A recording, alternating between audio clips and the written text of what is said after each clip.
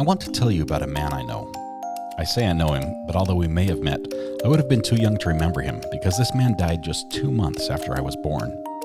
We share a last name, and my parents gave me my middle name of Kinnick after the middle name of this man's father. On his birth records, his name is George Albert Beatty McIntyre, but when his mom enrolled him in school, she added her maiden name to his middle names on their school registration form. On the first day of school, the teacher called the roll and called him George ABC McIntyre. As a result, the other kids in his class called him Alphabet McIntyre. He didn't appreciate the nickname at the time, but it is the alphabet and George AB's incredible skill with it that is my first learned memory about him. George was a good student and received high marks in his classes. His penmanship was excellent, and at his father's insistence, he received some weekend instruction from a commercial artist in London.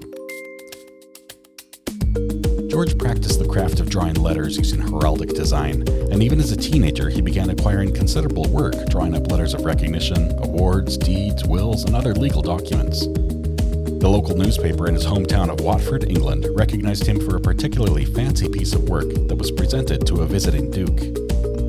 About this time, George's mom met 2 religious men and agreed to have them over to speak with the family about their religion. When his mom informed the family about the appointment, she made it perfectly clear in her thick Scottish brogue that her husband and children would be present at that meeting. In spite of their initial disinterest, the family respected her wishes and remained at home for the discussion.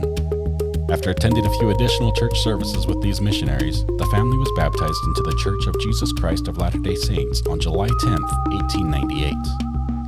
At about the age of 20, George attended a Heroes Parade honoring the return of military leader Robert Baden-Powell from the Boer War.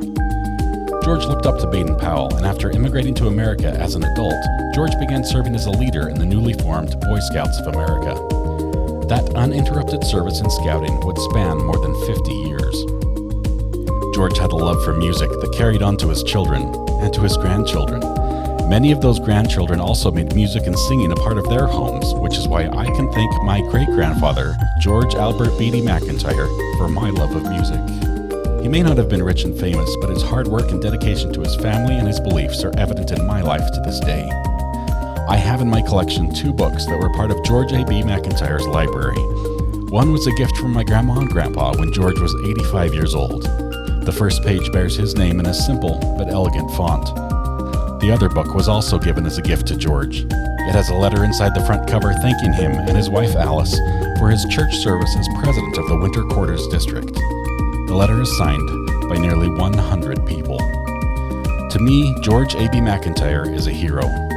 Though I knew of him as a child, I learned more about him by exploring the memories and photos shared by many of his descendants on FamilySearch.org. If you would like to discover or find out more about the heroes in your family's history, shoot me a message and I can help you out.